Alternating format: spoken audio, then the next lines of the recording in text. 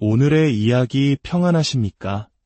하나님의 은혜가 오늘 이 말씀을 듣는 모든 분들의 삶에 강물처럼 흐르기를 기도합니다. 잠시 귀를 열어 하나님의 말씀에 집중하기에 앞서 여러분의 작은 손길이 이 귀한 말씀을 더 널리 퍼뜨리는 통로가 될 수 있음을 기억해 주십시오. 구독을 누르는 것은 이 영적인 여정에 동참하는 약속이며 공유를 통해 누군가에게는 절실했던 위로와 깨달음을 전하는 축복의 도구가 될 수 있습니다. 여러분의 그 선한 행동 위에 주님의 놀라운 축복이 함께하기를 소망합니다.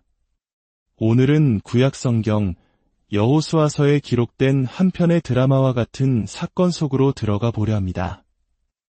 이스라엘 백성이 하나님의 약속을 따라 가나안 땅을 정복해 나가던 그 뜨거운 역사의 한가운데에서 벌어진 일입니다. 여리고 성과 아이성을 차례로 무너뜨린 여호수아와 이스라엘 군대의 소문은 가나안 땅 전역으로 퍼져나갔습니다. 그들의 이름은 곧 공포의 대상이 되었습니다. 오늘 우리가 함께 묵상할 여호수아 9장은 바로 이 시점을 배경으로 시작됩니다. 요단강 서쪽 산지와 평지, 그리고 레바논 앞 지중해 연안에 살던 모든 왕들, 고테 족속과 아모리 족속, 가나안 족속과 브리스 족속, 히위 족속과 여부스 족속의 왕들이 이 소식을 들었습니다. 그들은 한마음으로 뭉쳐 여호수아와 이스라엘에 맞서 싸우기로 결의합니다. 거대한 연합군을 형성하여 이스라엘의 진군을 막으려 한 것이죠. 하지만 모든 이들이 칼을 들고 맞서려 한 것은 아니었습니다. 기브온이라는 성읍에 사는 주민들은 다른 길을 선택했습니다. 그들은 여호수아가 여리고와 아이성에 행한 일을 전해 듣고 정면으로 맞서는 것은 곧 죽음이라는 사실을 직감했습니다. 그래서 그들은 싸움 대신 아주 교묘하고 치밀한 깨, 즉 속임수를 사용하기로 합니다. 그들의 연극은 실로 대단했습니다. 그들은 사신으로 꾸미고 길을 떠났는데 그 모습이 가관이었습니다.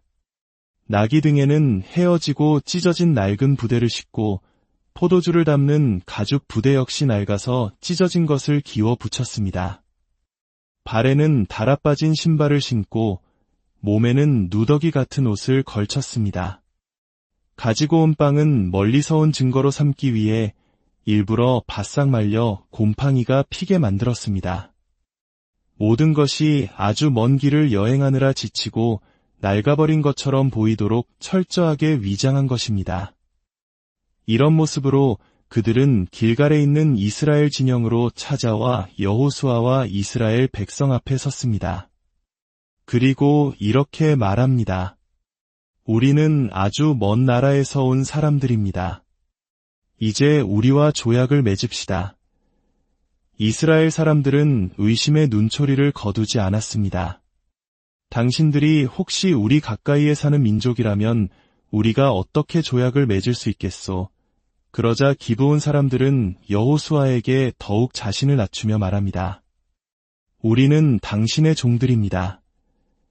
여호수아가 그들에게 물었습니다. 너희는 누구이며 어디서 왔느냐? 그들은 준비한 대답을 막힘없이 쏟아냈습니다. 당신의 종들은 아주 먼 나라에서 왔습니다. 당신들의 하나님 여호와의 명성을 듣고 찾아왔습니다. 우리는 그분이 이집트에서 행하신 모든 일과 요단강 저편에 있던 아모리 사람의 두 왕, 곧 헤스본 왕 시온과 아스다롯에 살던 바산 왕 옥에게 행하신 일을 모두 들었습니다. 그래서 우리 장로들과 백성들이 우리에게 말하기를 여행에 쓸 양식을 준비해서 그들을 만나러 가라. 그리고 우리는 당신들의 종이니 이제 우리와 조약을 맺자고 말하여라 하였습니다. 보십시오. 우리가 당신들에게 오려고 길을 떠나던 날 집에서 싸온 이 빵은 아직 따끈따끈했습니다. 하지만 이제는 보시다시피 마르고 곰팡이가 슬었습니다. 우리가 포도주를 담았던 이 가죽 부대도 새 것이었지만 이렇게 찢어졌고 우리의 옷과 신발도 아주 먼 길을 오느라 다 헤어졌습니다. 그들의 말과 행색은 너무나도 그럴듯했습니다. 이스라엘의 지도자들은 그들의 마른 빵을 받아보고 낡은 옷과 신발을 살펴보았습니다. 모든 정황이 그들이 먼 나라에서 왔다는 것을 증명하는 듯했습니다. 바로 그때 성경은 이스라엘의 결정적인 실수를 한 문장으로 기록합니다. 그들은 주님께 어떻게 해야 할지 여쭙지 않았다. 이스라엘 백성은 눈에 보이는 증거, 즉 곰팡이 쓴 빵과 낡아빠진 신발에만 집중했습니다. 그들은 상황을 분석하고 합리적으로 판단하려 했지만 가장 중요한 한 가지를 잊었습니다. 바로 모든 것을 아시는 하나님께 지혜를 구하는 일이었습니다. 그들은 눈앞의 현실에 속아 보이지 않는 하나님의 뜻을 묻지 않았던 것입니다. 결국 여호수아는 그들과 화친 조약을 맺고 그들을 살려주기로 약속했습니다. 회중의 지도자들도 그들에게 맹세했습니다. 하지만 진실은 그리 오래 숨겨지지 않았습니다. 조약을 맺은 지 사흘 만에 이스라엘 백성은 그들이 바로 이웃이며 자신들이 정복해야 할 가나안 땅 한가운데에 사는 족속이라는 사실을 알게 되었습니다.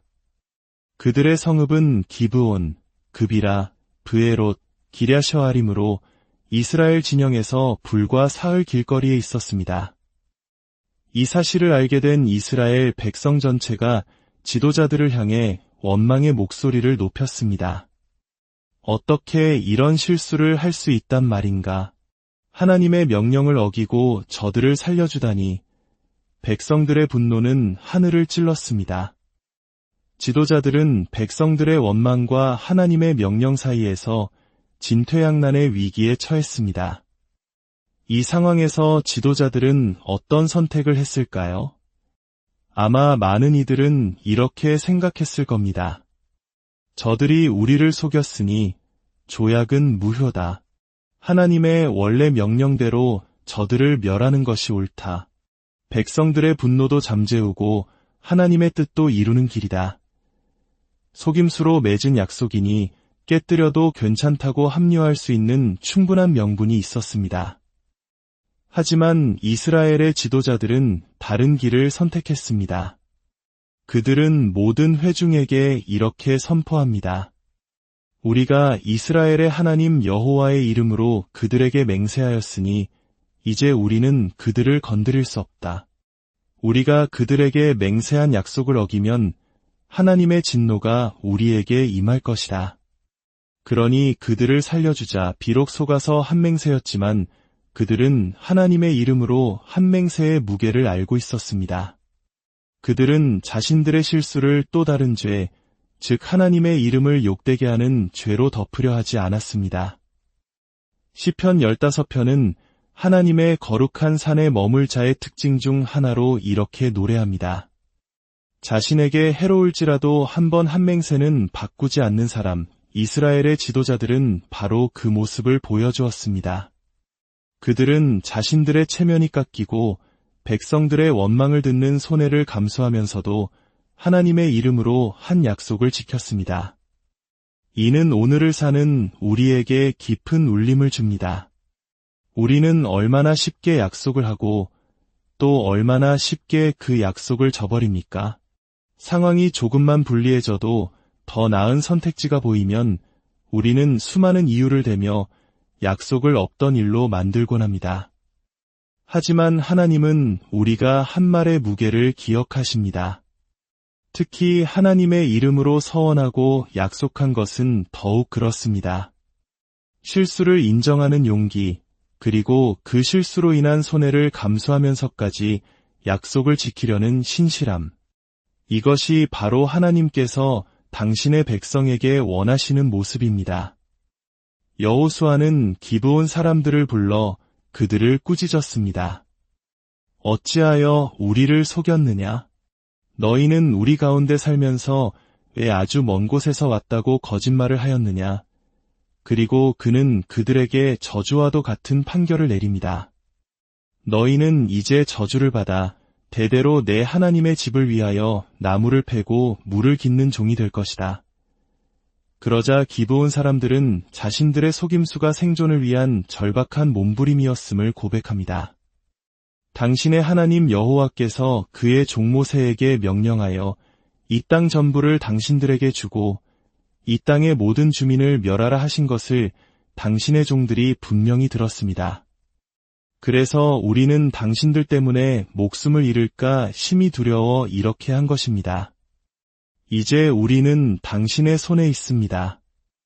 좋고 옳을 대로 우리에게 행하십시오. 그들의 대답 속에는 하나님의 능력에 대한 두려움과 이스라엘의 손에 자신들의 운명을 온전히 맡기는 체념이 담겨 있었습니다. 이야기의 결말은 참으로 놀랍습니다. 기브온 사람들은 약속대로 죽임을 당하지 않았습니다. 대신 그들은 여호수아의 말대로 이스라엘 회중과 여호와의 제단을 위하여 나무를 패고 물을 깃는 자들이 되었습니다. 언뜻 보면 그들은 속임수의 대가로 비참한 노예가 된 것처럼 보입니다. 그러나 이 판결 속에는 우리가 상상하지 못했던 놀라운 하나님의 은혜가 숨어 있습니다. 본래 가나안 족속으로서 진멸당해야 마땅했던 그들이 이제는 이스라엘 공동체의 일원이 되었을 뿐만 아니라 하나님의 임재가 머무는 가장 거룩한 장소, 바로 여호와의 제단을 가까이에서 섬기는 특권을 누리게 된 것입니다. 그들은 성막과 훗날 세워질 성전에서 드려지는 제사를 위해 가장 필수적인 일들을 감당하는 자들이 되었습니다. 멸망의 대상에서 거룩한 섬김의 동역자로 그들의 신분이 완전히 바뀐 것입니다. 이것이 바로 하나님의 놀라운 은혜입니다. 하나님은 심판보다 구원을 더 기뻐하시는 분입니다. 기브온 사람들의 동기는 순수하지 않았습니다. 그들은 믿음이 아니라 두려움 때문에 자기 생명을 보존하기 위해 하나님께 나아왔습니다. 하지만 하나님은 그 불완전한 동기마저도 받으시고 그들을 구원의 길로 이끄셨습니다. 이 기브온 사람들의 모습에서 혹시 우리의 모습이 보이지 않으십니까? 우리 역시 완벽한 믿음과 순수한 동기로 하나님께 나아가지 못할 때가 많습니다. 때로는 인생의 위기 앞에서 두려움 때문에, 때로는 무언가를 얻고 싶은 욕심 때문에 주님을 찾습니다. 그러나 괜찮습니다. 주님은 우리의 연약한 모습 그대로를 받으십니다. 기브온 사람들처럼 그저 살기 위해 주님께 나아오는 그 절박한 외침을 외면하지 않으십니다. 중요한 것은 그들이 나아왔다는 사실입니다. 다른 가나안 족속들처럼 대적하거나 도망치지 않고 비록 속임수라는 잘못된 방법을 썼을지라도 살기 위해 이스라엘의 하나님 앞에 엎드렸다는 것입니다. 오늘 당신이 어떤 문제로 힘들어하고 있든지, 당신의 마음이 얼마나 복잡하고 불순한 동기로 가득 차 있든지 괜찮습니다. 그 모습 그대로 주님께 나아오십시오. 멸망받아 마땅했던 우리를 위해 십자가에서 모든 것을 내어주신 예수 그리스도의 사랑은 기브온 족속에게 베풀어졌던 은혜와는 비교할 수 없이 크고 놀랍습니다. 그분은 당신을 심판하기 위함이 아니라 구원하기 위해 이 땅에 오셨습니다. 기브온 이야기의 세 가지 놀라운 교훈을 기억합시다.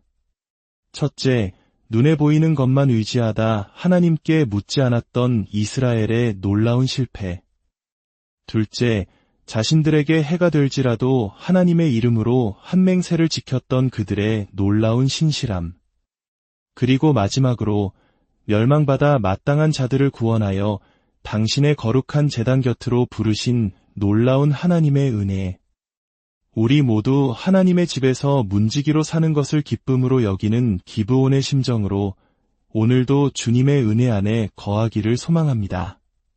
하늘에 계신 우리 아버지, 오늘 말씀을 통해 저희의 연약함과 주님의 신실하심, 그리고 그 무엇과도 비교할 수 없는 주님의 은혜를 다시 한번 깨닫게 하시니 감사합니다. 저희가 인생의 중요한 결정 앞에서 눈에 보이는 빵 조각이 아니라 주님의 뜻을 먼저 구하는 지혜를 주옵소서. 한번 뱉은 말의 무게를 알고 주님 앞에서나 사람 앞에서 신실한 자로 살아가게 하옵소서.